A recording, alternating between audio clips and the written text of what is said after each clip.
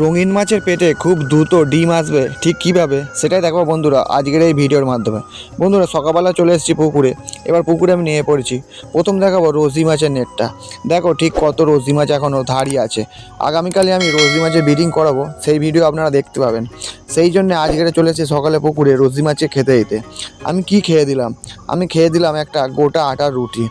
এই আটার রুটি যত তুমি মাছকে খেতে দেবে তত মাছের গ্রোথ যেরকম ভালো হবে, সেরকম খুব তাড়াতাড়ি মাছের পেটে ডিম চলে আসবে।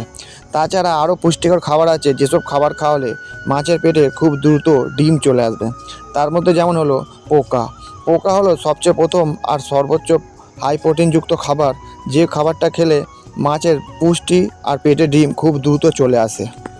দেখো বন্ধুরা, আমার গোলপিস মাছের নেটে দুটো রুটি আমি দিয়েছি, ওরা কিন্তু খাওয়া আরম্ভ করে দিয়েছে। ওরা কিন্তু রুটি খাওয়া অভ্যস্ত। তো গোলপিস মাছে খেতে দিয়ে আমি চলে গেলাম পুকুরের উল্টো দিকে একটা নেটে মাছ তুলতে। বন্ধুরা এই নেটে অল্প কিছু মাছ আছে, সেই মাছগুলো তুলে নিয়ে চলে যাব আমি বাড়ির পুকুরে। এরম করে করে আজকের বেশ কিছু মাছ সেই পুকুরে নিয়ে যাওয়ার ইচ্ছা আছে, কারণ মার্চ মাসের 1 তারিখে আমি এই পুকুরে জাল দিয়ে সব মাছ বিক্রি করে দেবো। তো বন্ধুরা প্রথমে নেট দিয়ে অল্প কিছু মাছ তোলার পরে আবার দ্বিতীয়বার নেট দিয়ে মাছ তুলেছি। এতে অল্প কিছু লাল বেলুন আর কিছু ব্লু জ্যাবড়ার ধাড়ি আর কটা গাপ্পি মাছ পেয়েছি।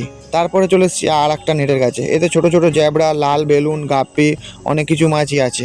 তো এই নেটটা থেকেও মাছগুলো সব বেছে আমি নিয়ে নেব।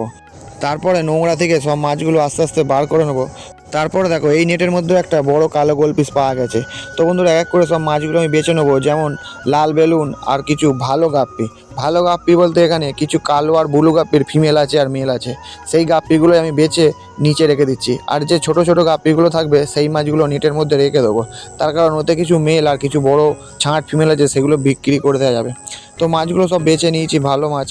তারপরে যে ছাঁট মাছগুলো ছিল সেই ছাঁট মাছগুলো নিয়ে আমি একটা নেটের মধ্যে ছেড়ে দেবো। তো বন্ধুরা মাছগুলো ছেড়ে দেওয়ার পরে এবার মাছগুলো নিয়ে আমি আড়ায় চলে যাব। তার কারণ লাল বেলুন আর গাপিটা একটা প্যাকেটে তুলবো, আর যে ব্লু জ্যাবড়াটা আছে সেই জ্যাবড়াটা একটা প্যাকেটে তুলবো। তার কারণ কিছুদিনের মধ্যে এই জ্যাবড়া মাছ কিন্তু ডিম দিতে প্রস্তুত হয়ে যাবে। তো বন্ধুরা জ্যাবড়া মাছগুলো প্রথমে একটা প্যাকেটের মধ্যে তুলে নিয়েছি, তারপরে লাল বেলুন আর গাপ্পিগুলো একটা প্যাকেটের মধ্যে তুলে নিয়েছি। এরকম করে দুটো প্যাকেট মাছ তোলার পরে আবার পুকুরে নিয়ে পড়েছি। এই নেটটাতেও অল্প কিছু লাল বেলুন, অনেক ছোট গাপ্পি আর কিছু লিলির মেল ফিমেল আছে।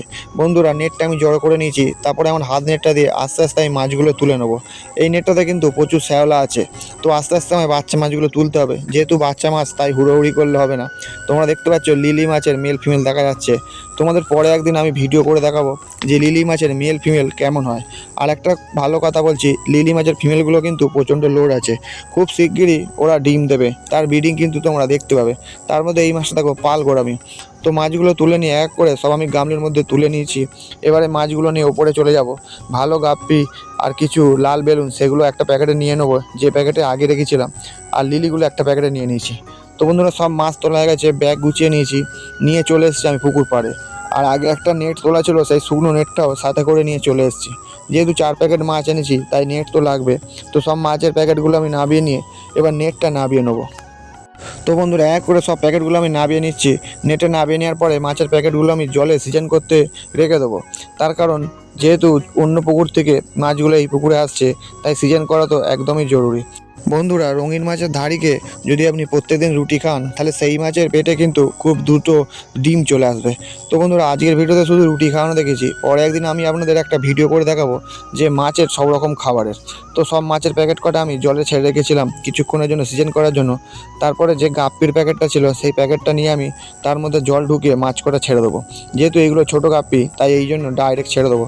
বন্ধুরা এর আগে আমি কিন্তু অসংখ্য মাছ এই পুকুরে ছেড়েছি, সেই সব ভিডিও যদি তোমরা দেখতে চাও তাহলে আমার চ্যানেলে ঢুকে দেখতে পারো।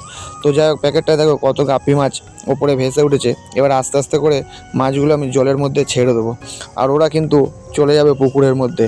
এই মাছগুলো কিন্তু 1 থেকে 1.5 মাসের মধ্যে ধাড়ি হয়ে গিয়ে আবার এরাই বাচ্চা দেবে। তার কারণ যেহেতু ডাইরেক্ট পুকুর আর জলের খুব টেম্পার, তাই মাছ খুব তাড়াতাড়ি বাড়বে। তো সব মাছগুলো ছাড়া হয়ে গেছে, দেখো ওরা আস্তে আস্তে কিন্তু দূরের দিকে চলে যাচ্ছে।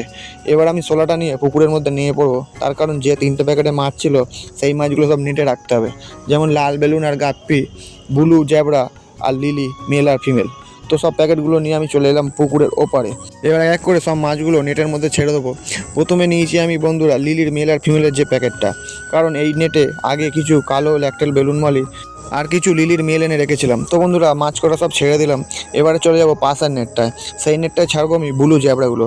দেখো জ্যাবড়া মাছগুলো কিরম দৌড়দৌড়ি করছে। তো মাছের প্যাকেটটা নিয়ে আমি নেটের মধ্যে নিয়ে জল ঢুকিয়ে সিজন করে নিয়েছি। এবার আস্তে আস্তে জ্যাবড়া মাছগুলো ছেড়ে দিচ্ছি। দেখো যেহেতু ব্লু জ্যাবড়া আর জলের রং সবুজ, তাই দেখতে একটু অসুবিধা হচ্ছে। তো মাছগুলো ছাড়া হয়ে গেছে। তোমরা দেখো এই কোনটায় কিন্তু মাছগুলো দৌড়দৌড়ি করছে। তো এই মাছটা ছেড়ে দেওয়ার পরে আমি আরেকটা নেটে চলে এসেছি, যে নেটটায় লাল বেলুন আর গাপ্পি মাছগুলো ছাড়বো। এই মাছগুলো আমি আস্তে আস্তে সিজন করে জলে ছেড়ে দিলাম। তো বন্ধুরা আজকের ভিডিও এই পর্যন্তই। আবার দেখা হবে আগামীকাল রোজি মাছের ব্রিডিংয়ের ভিডিও নিয়ে। বন্ধুরা আশীর্বাদ করবেন এবারে যেন রোজি মাছের বাচ্চা আরও বেশি ফোটে। আর ভিডিওটি ভালো লেগে থাকলে একটি লাইক করবেন। ধন্যবাদ বন্ধুরা।